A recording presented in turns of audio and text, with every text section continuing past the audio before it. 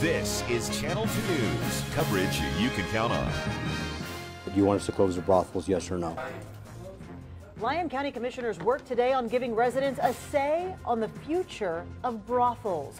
Both sides of this controversial issue top Channel 2 News at 5 o'clock. Last month, we told you about people who oppose legal brothels working to put the issue up for a public vote. I'm Kristen Remington. And I'm Landon Miller. So today, commissioners decided the language of that ballot question was just a little confusing. So they voted to draft their own ballot question for a possible vote. Elizabeth Olvera was there for that meeting. All those in favor signify by saying aye. Aye.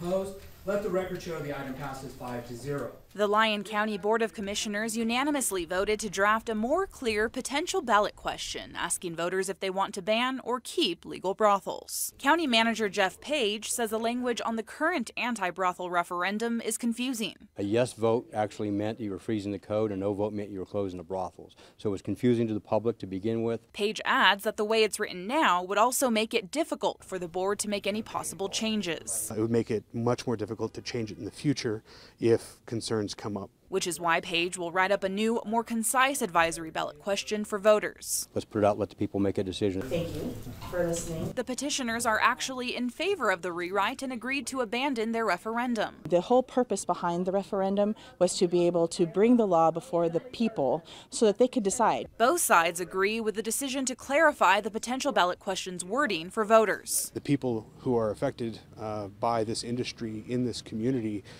need to have a voice. I believe that the public does have the right to vote on this issue. Although it was a bittersweet outcome for the county's legal sex workers and other brothel employees, like Phil, who agrees with the rewrite yet is still concerned about the industry's future. If people wanted to vote one way and were confused and voted the other way, I mean, kind of a bait and switch I was worried about. And for Little, she says she hopes the draft will not only be more clear, but also less stigmatizing. What I'm hoping to see come June is very favorable language that talks about us as sex workers and talks about our working location as a brothel. Although it's not set in stone, Page says he's confident the question will appear on the November ballot either way, since the referendum already has such a strong show of support. The county manager will present the drafted advisory ballot question at the next commissioner meeting on June 7th. There, the board will consider and possibly approve its placement on the November ballot. Covering the story in the studio, Elizabeth Olvera, Channel 2 News.